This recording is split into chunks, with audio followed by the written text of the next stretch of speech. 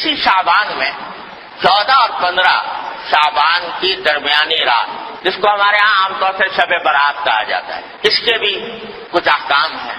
یہ ایک ایسی رات ہے جس کی فضیلت متعدد روایات سے ثابت، اور اس رات میں عبادت کو موجب اجر و ثواب قرار دیا گیا ہے عام راتوں سے زیادہ۔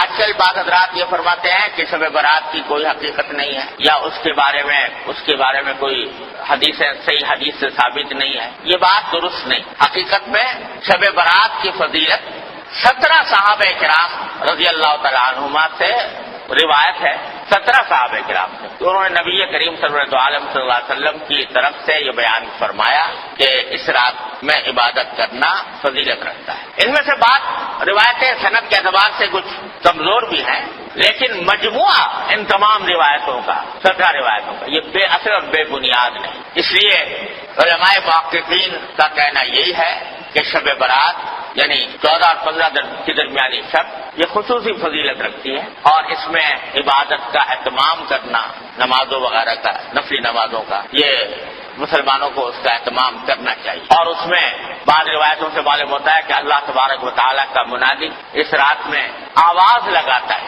کہ الا حل من مستغفر فاغفر لہ، سنو کیا کوئی ہے جو اپنے گناہوں کی مغفرت مانگنے والا ہو اور میں اس کی مغفرت کروں۔ حل من مبتلا فاعافیہ، ہے کوئی مبتلا مصیبت، مشکلوں میں مبتلا، جس کی مصیبت کو میں عافیت سے تبدیل کروں۔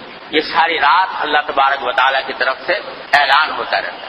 لہذا اس رات میں جاگنا اور عبادت کرنا یہ عام راتوں سے زیادہ فضیلت کا سبب ہے۔ دعائیں کرنا بشرطے کہ وہ عبادت اسی طرح کی جائے جس طرح جناب نبی کریم سرور دو عالم صلی اللہ علیہ وسلم نے فرمائی، اس میں بھی اپنی طرف سے کوئی اضافہ نہ ہو۔ جیسا ابھی میں نے بتایا، مثالیں دی آپ کو کہ اپنی طرف سے اضافہ کوئی شریعت میں مقبول نہیں۔ کل محدثۃ بدعہ وکل بدعۃ ضلالہ، ہر نئی بات جو انسان دین میں پیدا کرے وہ بدعت ہے، اور ہر بدعت گمراہی۔